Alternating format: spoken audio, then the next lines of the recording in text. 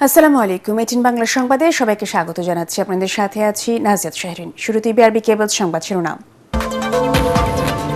সরকারের ব্যর্থতায় আইনি শৃঙ্খলার অবনতি অভিযোগ মির্জা ফখরুলের। জমিয়তে ওলামায়ে ইসলামের জন্য 4টি আসন ছাড়ল বিএনপি।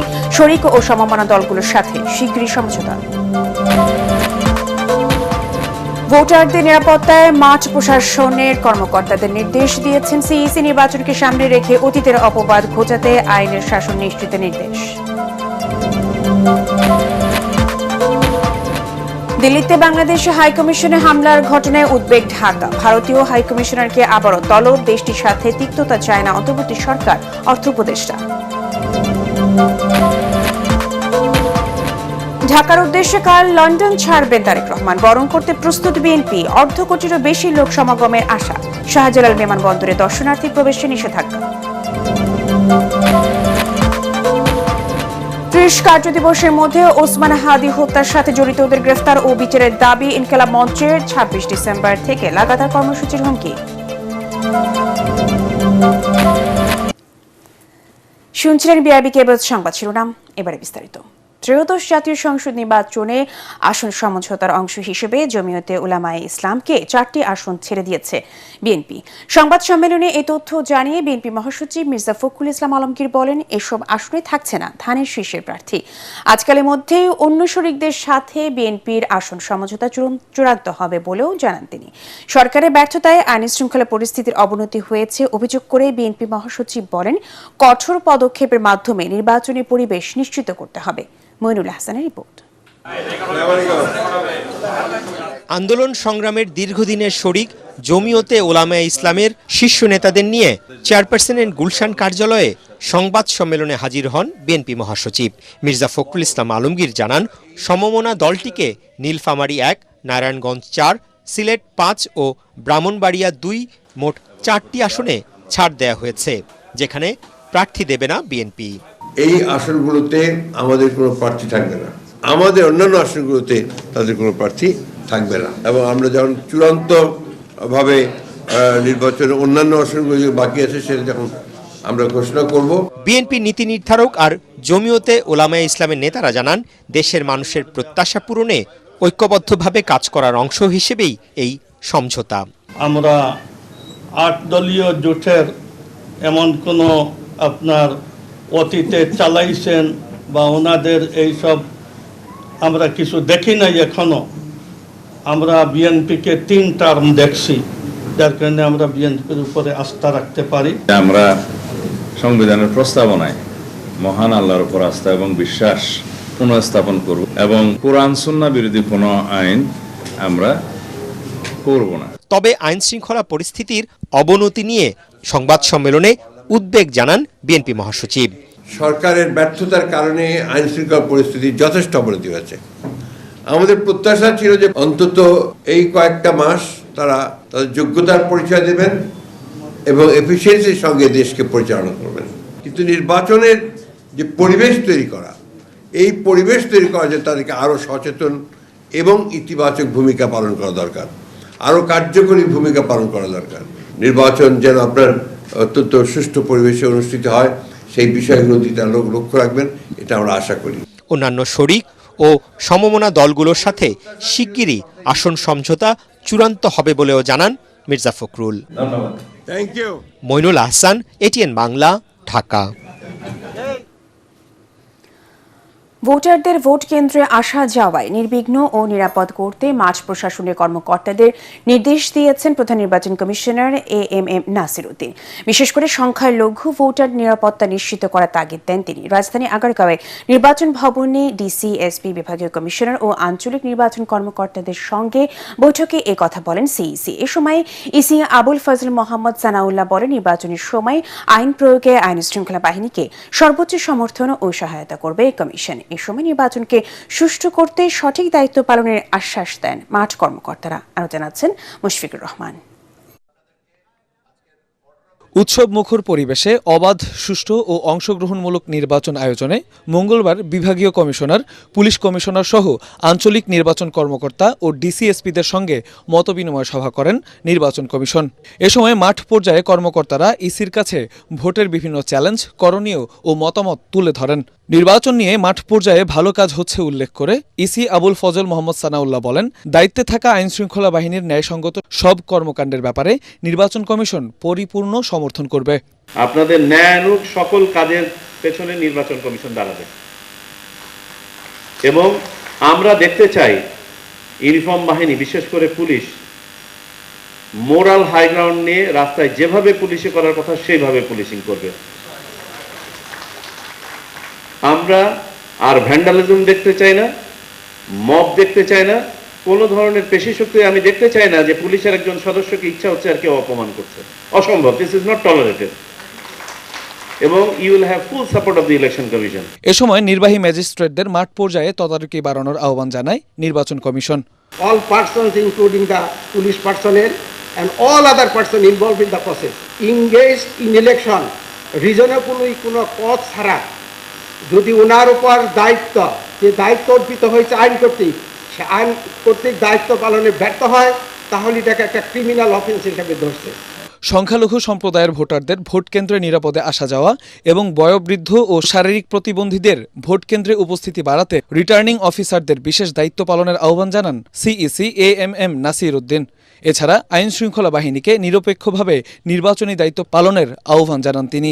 কোনো মাইনরিটি কমিউনিটি যারা ভোট দিতে আসতে চান তারা যাতে সেফলি আসতে পারে, শান্তিপূর্ণভাবে আসতে পারে, ভোটটা দিতে পারে, দিয়ে বাড়ি পর্যন্ত ফেরত যেতে পারে, এইটা এবং শান্তিতে ঘুমাতে পারে পরবর্তী দিনগুলোতে, সেই ব্যবস্থা আপনাদেরকে নিশ্চিত করতে হবে minority community. I want an election which is free, fair and credible, neutral, professionally কাজ করবেন ইনশাল্লাহ, কোনো রকমের কোনো বায়াস হয়ে কাজ করবেন না ইনশাল্লাহ। প্রধান নির্বাচন কমিশনার বলেন, স্বচ্ছতা, নিরপেক্ষতা ও দৃঢ়তার সাথে কাজ করলে এবারের নির্বাচন হবে ইতিহাসের সেরা স্মরণীয় সুষ্ঠু নির্বাচন। মুশফিকুর রহমান, ATN বাংলা, ঢাকা। সব ঠিক থাকলে বুধবার রাতেই ঢাকার উদ্দেশ্যে লন্ডনের হিথ্রো বিমানবন্দর ছাড়বেন বিএনপি ভারপ্রাপ্ত চেয়ারম্যান তারেক রহমান। বিমানবন্দর থেকে সংবর্ধনা মঞ্চ পর্যন্ত দলের ভারপ্রাপ্ত চেয়ারম্যানকে বরণ করে নিতে অর্ধকোটিরও বেশি মানুষের সমাগম হবে বলে আশা করছে বিএনপি। সিনিয়র নেতারা জানান, তারেক রহমানের দেশে ফেরার দিনটিকে স্মরণীয় করে রাখতে নেওয়া ব্যাপক প্রস্তুতি শেষ করে এনেছে বিএনপি। সরকারের পক্ষ থেকে নেওয়া হয়েছে সব ধরনের নিরাপত্তা ব্যবস্থা। দুদিনের জন্য শাহজালাল বিমানবন্দরে দর্শনার্থী প্রবেশে নিষেধাজ্ঞা সহ নিরাপত্তা জোরদারের কথা জানিয়েছে বেসামরিক বিমান চলাচল কর্তৃপক্ষ। মইনুল আহসানের আরেকটা রিপোর্ট।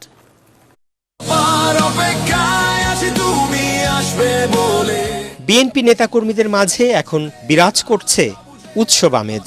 দেশের মাটিতে দলের প্রাণ তারেক রহমানকে বরণ করে নিতে অপেক্ষার প্রহর গুনছেন বিএনপি নেতাকর্মীরা। 18 বছরের নির্বাসিত জীবনের ইতি টেনে তারেক রহমানের দেশে ফেরার দিনটিকে স্মরণীয়, ঐতিহাসিক করে রাখতে দলের পক্ষ থেকে নেওয়া হয়েছে ব্যাপক প্রস্তুতি। এরই মধ্যে দেশের নানা প্রান্ত থেকে রাজধানীতে আসতে শুরু করেছেন বিএনপি নেতাকর্মী সমর্থকরা। পূর্বাচলের 300 ফিট সড়কে চলছে সম্বর্ধনা মঞ্চ নির্মাণ সহ সামগ্রিক প্রস্তুতির কাজ।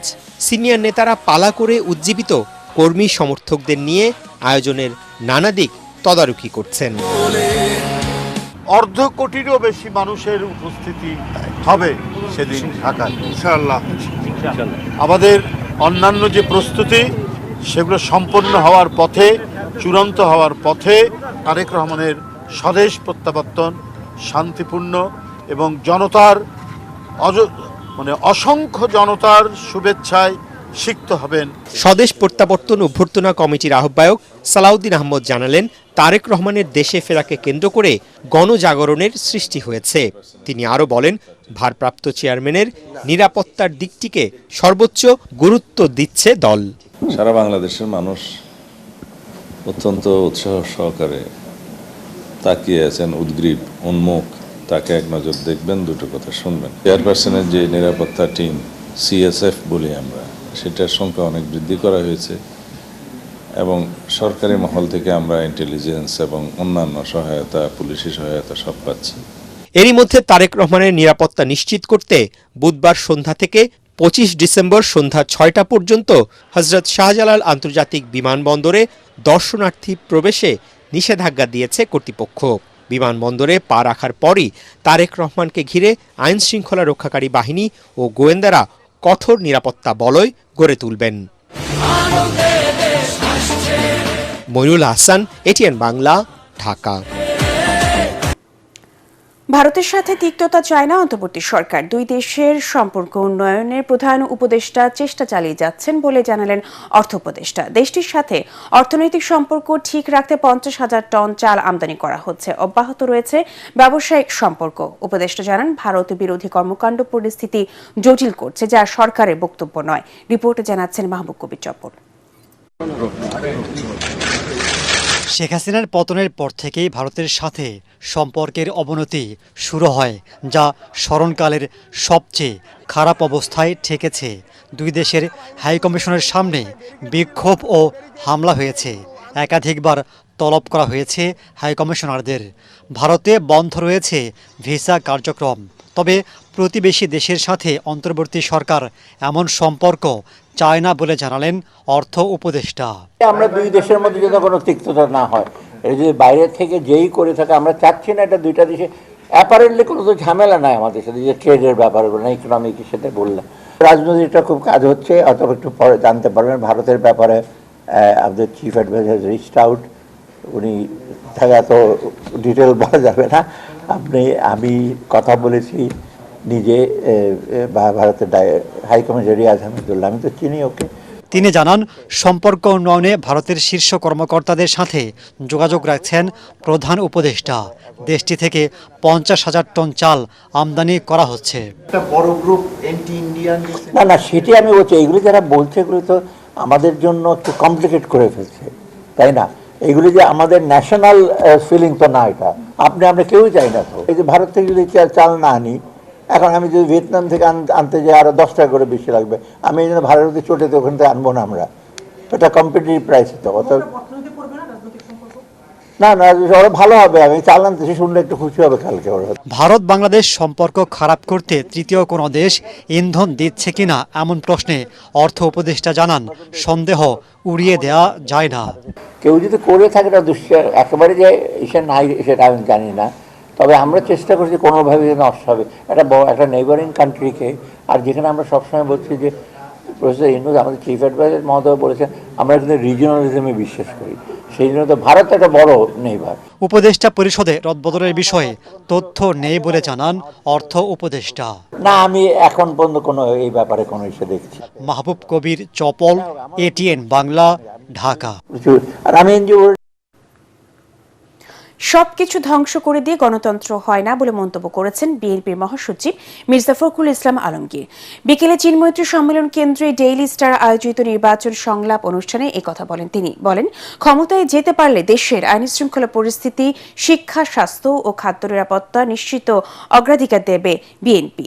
এনসিপির আহ্বায়ক নাহিদ ইসলাম অভিযোগ করেন, আওয়ামী লীগকে ভোট নেওয়ার প্রতিযোগিতা করছেন বিএনপি ও জামায়াতে। এ সময় জামায়াতের সহকারী সেক্রেটারি জেনারেল হামিদুর রহমান আজাদ বলেন, জুলাই সনদ বাস্তবায়নের সর্বাত্মক চেষ্টা করা হবে। প্রয়োজনে বাস্তবায়নে দ্বিতীয়বার আন্দোলনে নামার হুঁশিয়ারি দেন তিনি।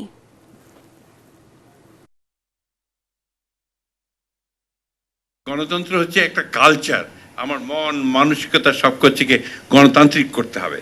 আমি আপনার একমত নই, সুতরাং আমি আপনার মব তৈরি করে আপনাকে মেরে দিলাম, ডেইলি স্টার পুড়িয়ে দিলাম, অথবা হাদিকে হত্যা করলাম, এটা আপনার গণতন্ত্র নয়। গণতন্ত্রকে আপনাকে নারিশ করতে হবে, তৈরি করতে হবে, দিনে দিনে দেখতে। এখানে তো সেই সুযোগই পায়নি 50 বছর। এটা বিএনপিতে যোগদান করেছে ঘটা করে, আয়োজন করে, মিডিয়ার সামনে, সকলের সামনে, এসপির সামনে তারা এসে বিএনপিতে যোগদান করেছে, যেখানে জুলাই গণহত্যার মামলার আসামিরাও রয়েছে। এই যে জুলাই সনদ হলো, এটা আমরা বাস্তবায়নের জন্য আমাদের দলের পক্ষ থেকে হার্ট অ্যান্ড সোল আমরা চেষ্টাও করব, এবং এই জন্য প্রয়োজনে সেকেন্ড লড়াই আমরা যাব।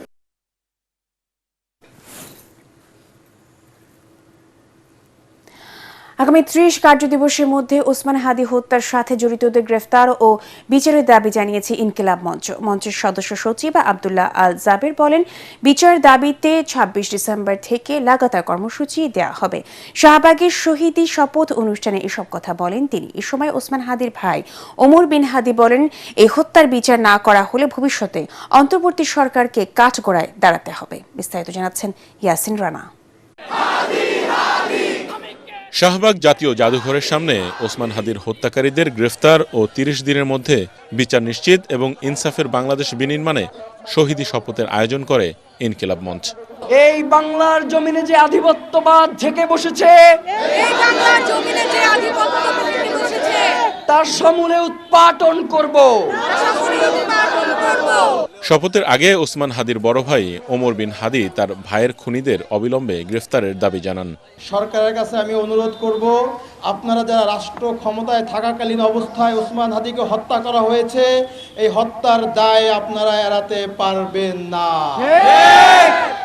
আপনাদেরও বিচার হবে, আজ হোক 10 বছর পরে হোক, বিচারের কাঠগড়ায় আপনাদেরকে দাঁড়াতেই হবে।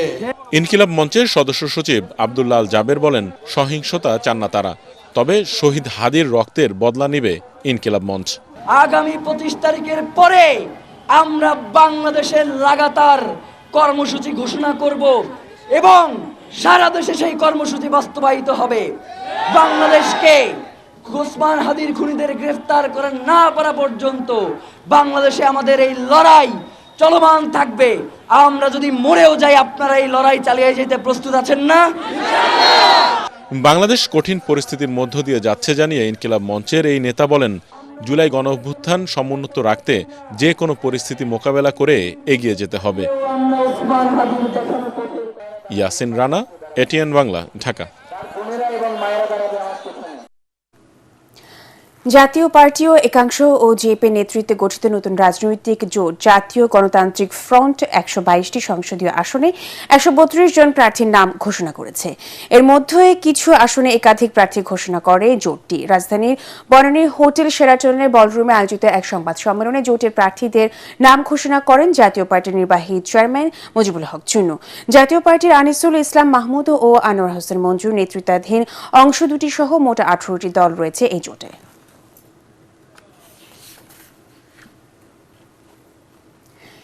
র্যাবে টিএফআই সেলে নির্যাতনের ঘটনায় শেখ হাসিনা সহ ১৭ জনের বিচার শুরুর আদেশ দিয়েছে আন্তর্জাতিক অপরাধ ট্রাইব্যুনাল ১। গুম ও নির্যাতনের অভিযোগে সাবেক প্রধানমন্ত্রী শেখ হাসিনা, তারেক আহমেদ সিদ্দিক, আসাদুজ্জামান খান কামাল, বেনজির আহমেদ ও সাবেক ও বর্তমান সেনা কর্মকর্তা সহ ১৭ জনের বিচার শুরুর আদেশ দেওয়া হয়। আন্তর্জাতিক অপরাধ ট্রাইব্যুনাল ১ এর চেয়ারম্যান বিচারপতি মোহাম্মদ গোলাম মর্তুজা মজুমদারের নেতৃত্বাধীন ৩ সদস্যের বিচারিক প্যানেলে এ বিষয়ে আদেশ দেন। এদিন সকাল ১০টার পর ঢাকা সেনানিবাসের বিশেষ কারাগার থেকে প্রিজন ভ্যানে কড়া নিরাপত্তার মধ্য দিয়ে ১০ সেনা কর্মকর্তাকে ট্রাইব্যুনালে হাজির করে পুলিশ। মাননীয় ট্রাইব্যুনাল মোট 4টি অভিযোগ গঠন করেছেন 17 জন আসামির বিরুদ্ধে। আগামী 21শে জানুয়ারি ওপেনমেন্ট এবং প্রথম সাক্ষী গ্রহণের মাধ্যমে এই মামলার বিচার কাজ। সাক্ষীদের নিরাপত্তাহীনতার বিষয়ে আমরা বারংবারই সোচ্চার এবং তাদের নিরাপত্তার বিষয়টা, যেহেতু তারা এই মামলায় সাক্ষী হয়েছেন, তাদের বিষয়ে যখনই কোনো ক্রেডিবল থ্রেট আমরা পাই, আমরা চেষ্টা করছি গুরুত্বপূর্ণ ভূমিকা নেয়ার জন্য। জামায়াতের একক প্রার্থীর বিপরীতে ঢাকা 18 আসনে ভোটের মাঠে সক্রিয় বিএনপির একাধিক নেতা। এই আসনে ধানের শীষের প্রার্থী এস.এম. জাহাঙ্গীর হোসেন, দাঁড়িপাল্লার অধ্যক্ষ আশরাফুল হক মাঠ চষে বেড়াচ্ছেন। আর এনসিপির হয়ে লড়বেন নাসিরউদ্দিন পাটোয়ারি। ধানের শীষ আর দাঁড়িপাল্লার লড়াইয়ের সম্ভাবনায় জমে উঠেছে অনানুষ্ঠানিক প্রচারণা। অন্যদিকে প্রার্থী পরিবর্তনের আশায় ভোটের মাঠে সক্রিয় বিএনপি নেতা কফিল উদ্দিন। উত্তরার সাথে রাজধানীর অন্যান্য এলাকার উন্নয়ন বৈষম্য দূর করতে প্রতিশ্রুতি দিচ্ছেন প্রার্থীরা। বিস্তারিত ইয়াসিন রানার রিপোর্টে। রাজধানীর উত্তরা, তুরাগ, দক্ষিণখান, উত্তরখান, খিলক্ষেত ও ভাটারা থানা এলাকার একটি অংশ নিয়ে গঠিত ঢাকা 18 আসন। রেললাইনের পশ্চিমে উত্তরায় পরিকল্পিত নগরায়ন হলেও পূর্বে উত্তর ও দক্ষিণখান এবং খিলক্ষেত এলাকায় গড়ে উঠেছে অপরিকল্পিত ঘনবসতি। সরু রাস্তার কারণে সবসময় জ্যাম লেগেই থাকে। সামান্য বৃষ্টি হলে তলিয়ে যায় তুরাগ ও দক্ষিণখানের অনেক এলাকা। ভোটে জিততে প্রার্থীরা চষে বেড়াচ্ছেন অলিগলি, মতবিনিময় আর ঘরোয়া বৈঠক করে সাজাচ্ছেন পরিকল্পনা। আসলে বিএনপিতে রয়েছে বিভাজন। ভোটের মাঠে রয়েছেন ঢাকা মহানগর উত্তর বিএনপির একাধিক নেতা। খুবই আশাবাদী, আমি খুবই মনের স্পিরিট নিয়ে আমি বলতে পারি আমার নেতা জনাব তারেক রহমান আমাকে মনোনয়ন দিবেন। এই মনোনয়ন পেয়ে, চূড়ান্ত মনোনয়ন পেয়ে আমি নির্বাচিত হব এবং এই এলাকার লোকজন আমার সাথে আছে। আমার জন্য তাদের জীবন বাজি রেখে হলো ভোট যুদ্ধে নামবে, ভোট কেন্দ্রে যাবে, ভোট তাদের নিজস্ব ভোট তারা নিজেরা প্রদান করবে। মিছিল মিটিং আর বড় বড় শোডাউন করে ইতিমধ্যে আলোচনায় জামায়াতের প্রার্থী আশরাফুল হক। মানুষের মধ্যে একটা জাগরণ আসছে এবং সত্যিকার অর্থেই তারা একটা পরিবর্তন চাচ্ছে। মানুষের আস্থা জামাত ইসলামীর উপরে তারা দেখাতে চাচ্ছে এবং ইনশাআল্লাহ বাংলাদেশ জামাত ইসলামী আল্লাহর ইচ্ছায় এবং মানুষের ভালোবাসায় যদি সুযোগ পায়, তারা সরকার গঠন করতে পারে, তাহলে আমরা আমাদের প্রতিশ্রুতি রাখবো ইনশাআল্লাহ। ধানের শীষের মনোনয়ন পেয়ে চাঙ্গা বিএনপি নেতা এস.এম. জাহাঙ্গীর হোসেন। আন্দোলন সংগ্রামে সক্রিয় থেকে আসামি হন 350 মামলার। তার প্রত্যাশা জনগণ এর মূল্যায়ন করবে। তরুণ প্রজন্ম আজকে অনেক কনসাস, তারা যেটা চায় আমি তাদের পালস আমি বলছি, তাদের সাথে থেকে আমি রাজনীতিটা করেছি এবং করতে চাই। আগামী দিনে তারা যেই বাংলাদেশ চায়, একটা বৈষম্যহীন বাংলাদেশ চায়, একটা শোষণমুক্ত বাংলাদেশ চায়, একটা দুর্নীতিমুক্ত বাংলাদেশ চায়, একটা মাদকমুক্ত একটা বাংলাদেশ চায়। আমি প্রতিটার সাথে আমি অ্যাটেনশন দিচ্ছি এবং তাদের সাথে আমি কথা বলতেছি। জুলাই আন্দোলনে উত্তরা ছিল অন্যতম হটস্পট। তরুণদের আত্মত্যাগে পাওয়া নতুন বাংলাদেশে তরুণদের সাথে নিয়ে ঢাকা 18 সমস্যা দূর করে নাগরিক সুবিধা নিশ্চিত করতে চান প্রার্থীরা। ইয়াসিন রানা, এটিএন বাংলা, ঢাকা।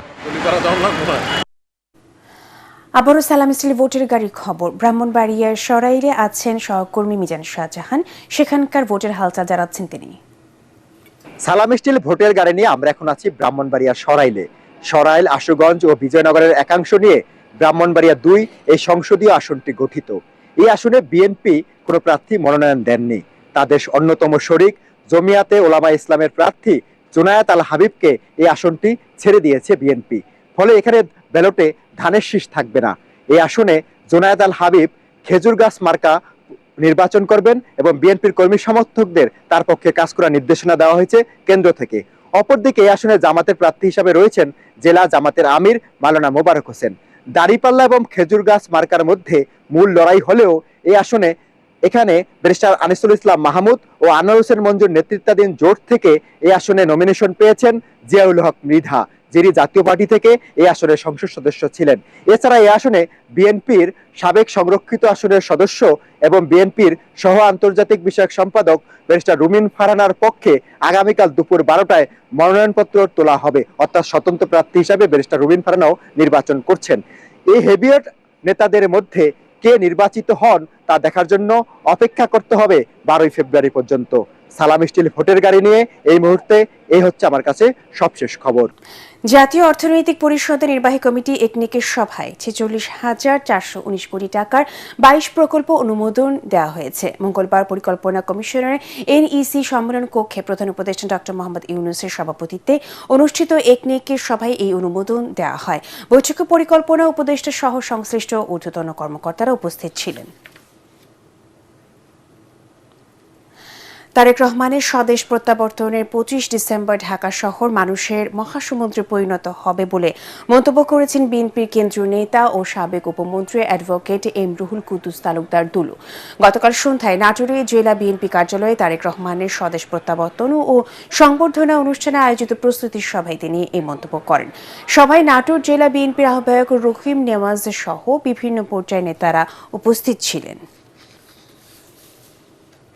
24 তারিখের থেকে শুরু করে সারা রাত ব্যাপী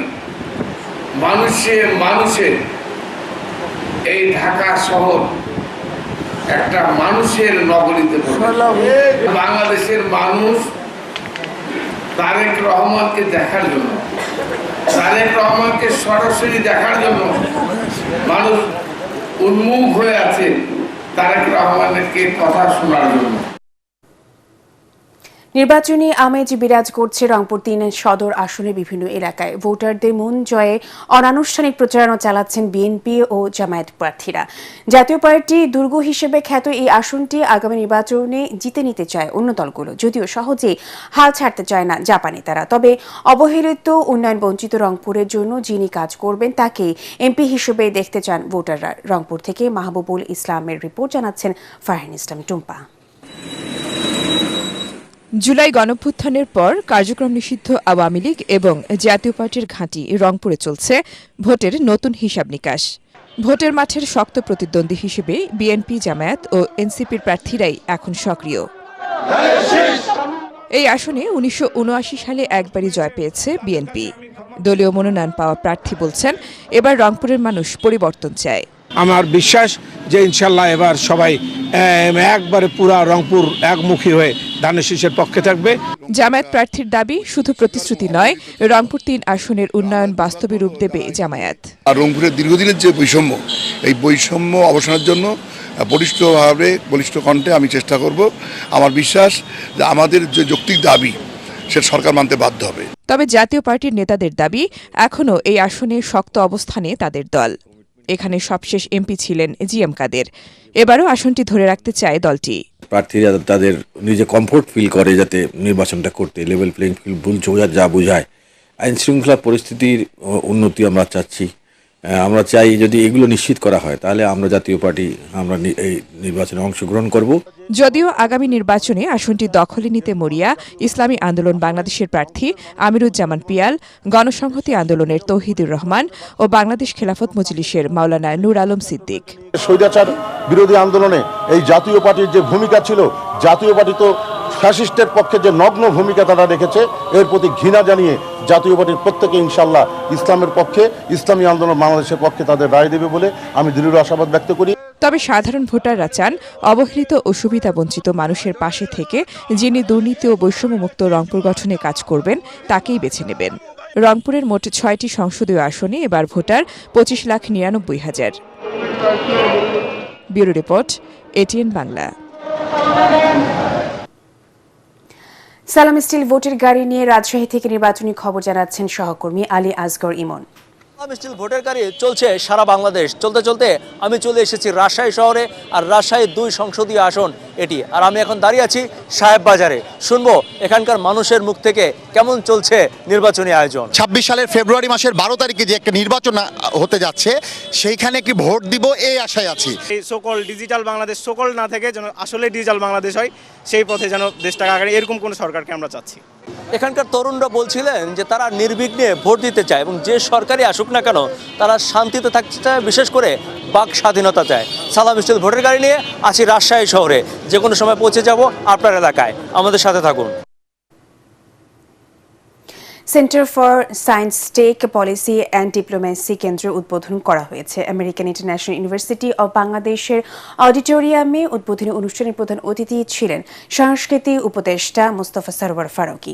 বিশেষ অতিথি ছিলেন American international university of Bangladesh এর উপাচার্য প্রফেসর ডক্টর সাইফুল ইসলাম এবং নর্থ সাউথ ইউনিভার্সিটির উপাচার্য ডক্টর আব্দুল হান্নান চৌধুরী। উদ্বোধনী অনুষ্ঠানে বক্তব্য রাখেন রাষ্ট্রদূত মোস্তফা কামাল।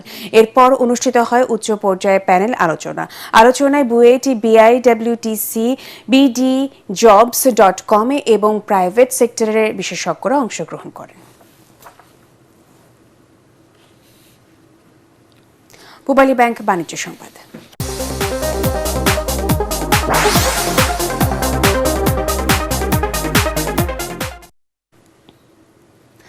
পরপর 7বার দেশের সেরা সিরামিক্স ব্র্যান্ডের খেতাব অর্জন করল আকিজ সিরামিক্স। একই দিন টানা দ্বিতীয়বারের মতো বোট ক্যাটাগরিতে বেস্ট ব্র্যান্ড অ্যাওয়ার্ড সম্মাননায় ভূষিত হয় দেশ সেরা বোট ব্র্যান্ড আকিজ বোট। রাজধানীর একটি স্বনামধন্য হোটেলে বেস্ট ব্র্যান্ড অ্যাওয়ার্ড 2025 অনুষ্ঠিত হয়। ভিন্ন ভিন্ন শিল্প খাতে নিজেদের একাগ্রতা এবং গ্রাহকদের অসাধারণ গ্রহণযোগ্যতা অর্জন করতে পারা প্রতিষ্ঠানগুলোকে প্রতি বছর এই সম্মাননায় ভূষিত করতে বেস্ট ব্র্যান্ড অ্যাওয়ার্ড আয়োজন করে বাংলাদেশ ব্র্যান্ড ফোরাম। এবছর বিভিন্ন ক্যাটাগরিতে 45টি প্রতিষ্ঠান এবং 15টি ব্র্যান্ডকে সেরা ব্র্যান্ড হিসেবে এই মর্যাদাপূর্ণ সম্মাননা দেওয়া হয়।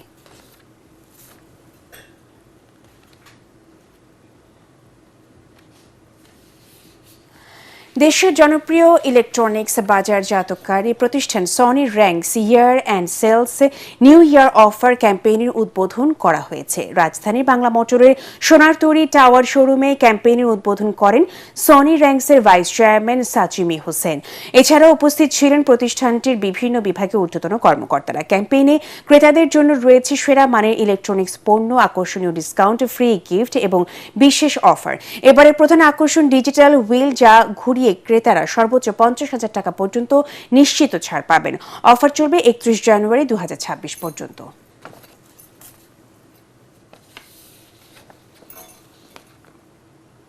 খেলার খবর।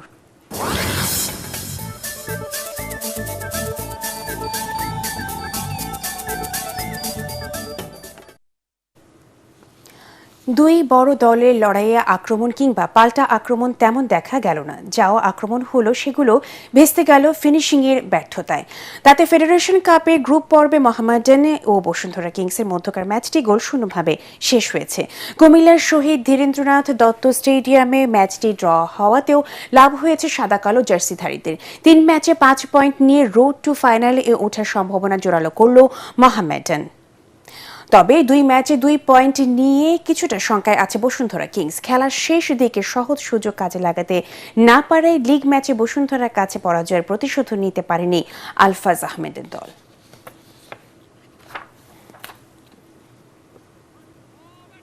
শেষ করার আগে বিআরবি কেবল সংবাদ শিরোনামগুলো জানিয়ে দেব আরো একবার। সরকারের ব্যর্থতায় আইনি শৃঙ্খলার অবনতি, অভিযোগ মির্জা ফখরুলের। জমিয়তে ওলামায়ে ইসলামের জন্য 4টি আসন ছাড়ল বিএনপি। শরিক ও সমমনা দলগুলোর সাথে শিগগিরই সমঝোতা।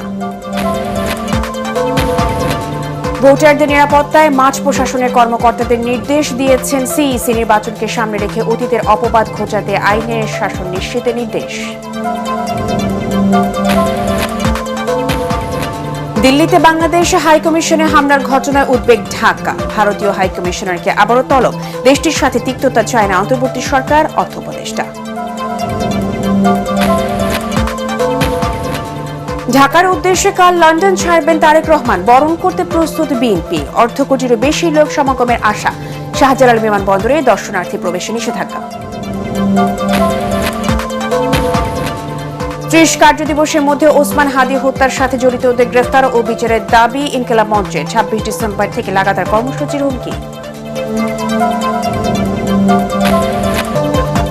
পরবর্তী সংবাদ দেখার আমন্ত্রণ জানিয়ে এখনকার মতো শেষ করছি। এটিএন বাংলা সংবাদ ইউটিউবে দেখতে ব্রাউজ করুন youtube/এটিএন বাংলা নিউজ। ধন্যবাদ সবাইকে।